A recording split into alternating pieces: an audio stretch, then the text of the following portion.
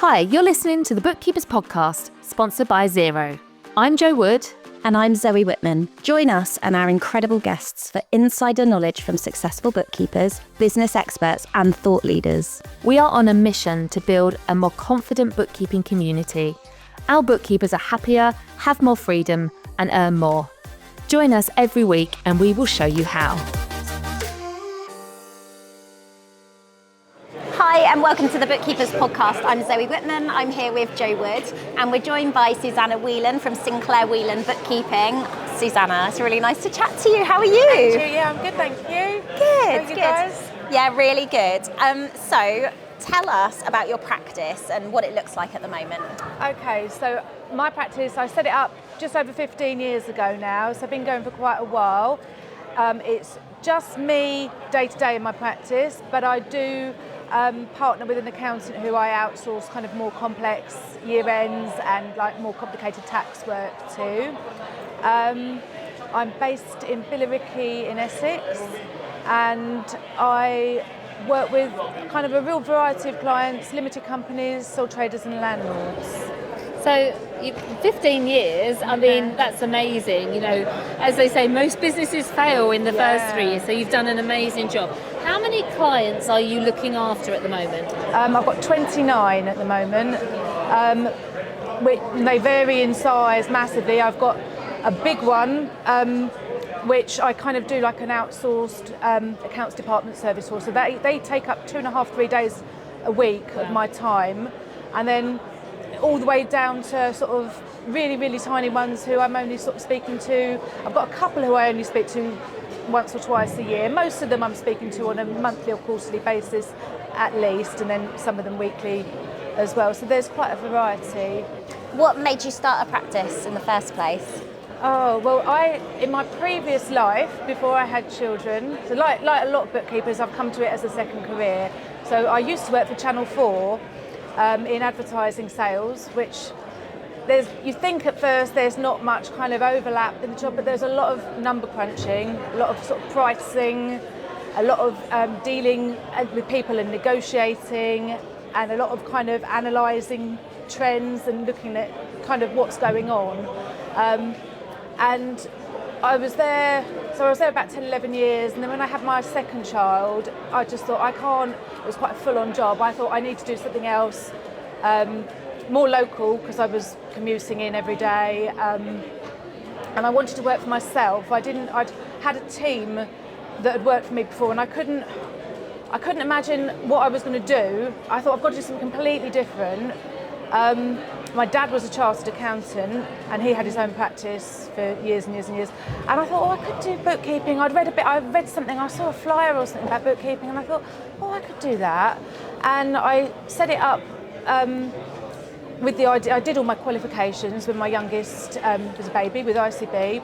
And then I thought, I'll set it up really slowly and grow it really, really slowly as the children get older. And I kind of thought it would be a side hustle. I never saw it getting to the level that I'm at now when I started out. But it, gradually over time it grew. And then once my children were a bit older, I thought I'm going to really push this. And probably about 5-6 years ago, I really sort of went for it. And yeah, it's been great. I think that's the beauty of this industry, is that it can be flexible and you can create and design whatever type of business you want. And there's not many industries that you can do that. So that's great. So you said that you saw it as a bit of side hustle, a bit of pin money. I've heard someone say today, pin money. I love that. And something to kind of keep the cogs turning. I did that when I started. I was like, oh my goodness, I've had a baby, I've lost all my brain cells, I need to work to kind of keep things going. You said 5 to 6 years ago, things changed. So you're a solopreneur, you work on your own, but I know you haven't got necessarily a team of employees, but you've built a community, friendships. You're not on your own in business, so tell us about that. So I think a lot of it changed when COVID came along. I had already, a couple of years before COVID, I'd started changing the way I did things. So for years I went into clients' offices and worked on their computers, on their desktop software, did that at the beginning. And then obviously cloud software came along, and I sort of thought there was a bit of a journey and a bit of thinking had to go on to see how I could make that work for me. And I realised that's not going to work in the client's office. Using tools that are going to make you more efficient and save you time. When you're charging an hourly rate and you're visible to the client in their office, you need to work out a better way. And it had been really limiting me. I couldn't grow my practice. I was working full time, but I couldn't grow. So I'd started moving that remotely and sort of adopting cloud software probably about 7 or 8 years ago, gradually. So thankfully, when COVID hit, I think pretty much 80% of my clients I wasn't sort of going into. So that was good. And then going back to your question, so then it meant I could join webinars and stuff. Obviously, you guys started springing up, and that was really good. And you sort of meet people and start chatting with people, and build that online community. And I've gone from there, and that has really transformed everything for me. Having people that you can sort of chat to.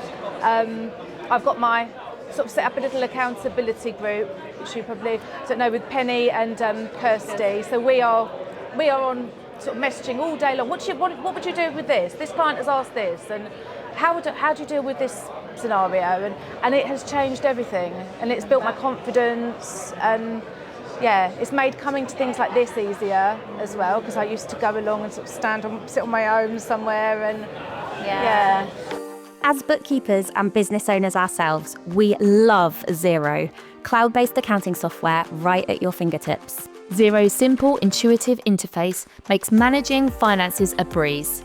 No more number crunching or late nights. With Xero, you can focus on what you love, while it takes care of the rest. Ready to simplify your financial life? Visit Xero.com and start your free trial today. You were saying about you had about 80% of your clients on the cloud when we got to sort of 2020, and then I guess you had to move those other 20% over. We've been speaking to people today, we're at the Bookkeepers Summit, and we've been speaking to people today who are talking about how do I move from this kind of legacy relationship where perhaps you're charging by the hour into a relationship where people are on the cloud, they're working in the way you want, you're on fixed pricing. What kind of conversations did you have with your clients at that time to get them to move over? How did you sell the benefits to them? It was really hard, actually, and I spent a lot of time sort of preparing for it. And I started with a client that I used to go into every Monday, and I used to dread it. I was in there probably 8:30 till 5:30. It was quite a stressy environment. I didn't particularly like it, but it was a good client in terms of, I'd been with them for a long time, and I decided I was going to start with them, and I had to think it through.